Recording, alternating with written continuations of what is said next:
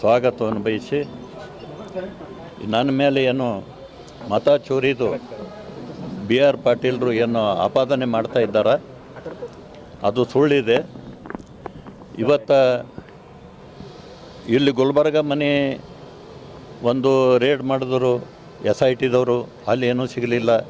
ನಮ್ಮ ಆಳಂದಕ್ಕೂ ಕೂಡ ಇವತ್ತು ಬಂದು ರೇಡ್ ಮಾಡಿದ್ದಾರೆ. ಇವತ್ತು ಅದು ಸುಟ್ಟು ಹಾಕಿದ್ದಾರೆ ತಂದು ಒಂದು ಆಪಾದನೆ ಕೂಡ ಇವತ್ತು ಮಾಡ್ತಾ ಇದ್ದಾರೆ. ಈಗ ದೀಪಾವಳಿ ಹಬ್ಬ ಎಲ್ಲರ ಮನೆಯಲ್ಲಿ ಕ್ಲೀನ್ ಮಾಡ್ತಾರೆ, ಆ ಥರ ಆಳುಗಳು ಕ್ಲೀನ್ ಮಾಡಿದ್ದಾರೆ. ಏನು ಕಚರ ಪಟ್ಟಿ ಇದ್ದು ಸುಟ್ಟಿದ್ದಾರೆ. ನಂಬಲ್ಲಿ ಏನು ಮತ ಚೋರಿದಿಲ್ಲ, ಏನೂ ಇಲ್ಲ. ನಂಬಲ್ಲಿ ನಾವು ಮಾಡೇ ಇಲ್ಲ. ಅದು SIT ಅವರು ನಿನ್ನೆ ತಮ್ಮ ಮನೆ ಮೇಲೆ ದಾಳಿ ಮಾಡಿ ಸುಮಾರು ಒಂದು 5-6 ಗಂಟೆಗಳ ಕಾಲ ಪರಿಶೀಲನೆ ಮಾಡಿದ್ರು. ಈ SIT ಅಂದರೆ ಈ ಪ್ರಕರಣಕ್ಕೂ ತಮಗೂ ಏನು ಸಂಬಂಧ ಇದೆ? ಏನು ಸಂಬಂಧ ಏನಿಲ್ಲ, ನಾವು ಮಾಡೇ ಇಲ್ಲ. ಆದರೆ ಬಿ ಆರ್ ಪಾಟೀಲ್ ಹೇಳಿದ್ದಾರೆ, ಅದಕ್ಕೆ SIT ಇದು ಅಪ್ರೂವ್ ಮಾಡಿದ್ದಾರೆ. SITದವ್ರು ಬಂದು ಮಾಡ್ತಾ ಇದ್ದಾರೆ. ಇಲ್ಲಿ ಗುಲ್ಬರ್ಗದಲ್ಲಿ ಮಾಡಿದ್ರು ಇನ್ನೂ ಸಿಕ್ಕಿಲ್ಲ, ನಮ್ಮ ಆಳಂದಲ್ಲೂ ಇನ್ನೂ ಸಿಕ್ಕಿಲ್ಲ. ಒಂದು ವೋಟರ್ ಲಿಸ್ಟ್ ಸಿಕ್ಕ, ವೋಟರ್ ಲಿಸ್ಟ್ ನಂಬಲ್ಲಿ ನಾವು ರಾಜಕೀಯದವ್ರು ಇದ್ದೇವೆ, ಇದ್ದೇ ಇರ್ತದೆ ವೋಟರ್ ಲಿಸ್ಟ್.